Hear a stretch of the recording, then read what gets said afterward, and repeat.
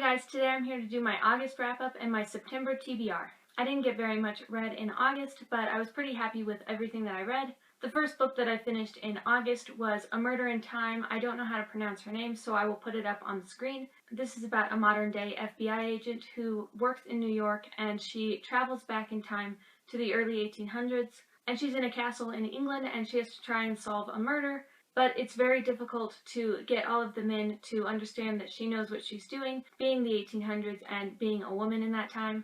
I really enjoyed this book. I can't wait for the second one that comes out next year. I gave this one 4 stars. I would have given it 5 if the language hadn't been so horrible in it. Then I finally got around to reading Emma. I listened to this on audiobook while I was at work. I find it easier to watch the Jane Austen movie adaptations before reading the book, so I watched the Kate Beckinsale version of Emma. I really loved the movie, and it really helped me out when I was listening to it on audiobook to kind of put a face to all of the characters. I really enjoyed this. This is probably my 3rd favorite Jane Austen that I've read. The people in my book club that I was reading all of the Jane Austen with have kind of stopped reading these, so I ended up finishing Emma by myself, but I plan on finishing up Jane Austen in the next couple months. I gave this one 4 stars. Then I read King Arthur and the Knights of the Round Table by Benedict Flynn. I listened to this one on audiobook because another booktuber had talked about it, and she said that Sean Bean narrated it. I love Sean Bean, so I definitely had to pick this one up. I really enjoyed it. The only thing I really know about King Arthur is from the BBC version of Merlin, and it was very different at times to the TV show, but I still really enjoyed it, and I was glad that I got to listen to it narrated by Sean Bean. I highly recommend listening to this if you like anything to do with King Arthur or if you like Sean Bean. I gave this one 4 stars. Then I picked up I Hate Fairyland by Skottie. This is the first volume in this series, and I won't be picking up any more. I absolutely hated this graphic novel. I had seen so many people talk about it, and I thought I'd really enjoy it since I love Alice in Wonderland, but this was just not anything that I really liked.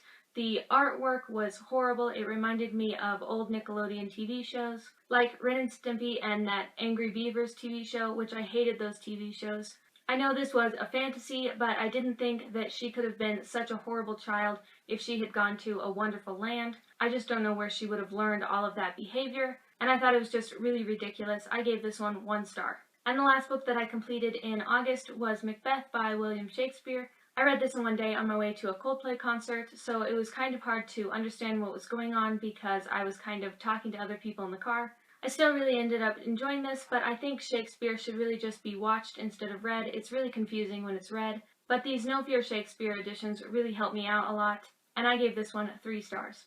Another one that I've been working on for the past couple months has been Islands in the Stream by Ernest Hemingway. I took off the dust jacket on this because it's just easier to read without it. I am really enjoying this book, but this was one of my TBR picks a few months ago, and it's just such a huge book that it's taking me forever to get through, and I'm only reading about a chapter a day, so I really need to just sit down and try and get through this entire book. I have marked a few sayings in it because I really like all of his writing, but I still haven't finished this yet, so I'm really hoping that I can get this done this next month. The next book I'm going to read in my Jane Austen book club, that is no longer a book club anymore, is going to be Northanger Abbey. I don't know anything about this one. I don't think I've seen any movie adaptations, but I've really been enjoying these Jane Austen books, so I'm really looking forward to starting this next one. Okay, so now I'm going to draw from my TBR jar. These are all of my classics and modern classics. Okay, I got Ernest Hemingway, The Sun Also Rises, which is great because that was actually on my list of books that I wanted to read this year. I am so excited to get to this book because I have really been wanting to read more of his popular books, and this one is relatively short, so I think I'm probably going to fly through this one after I finish his other book that I'm reading.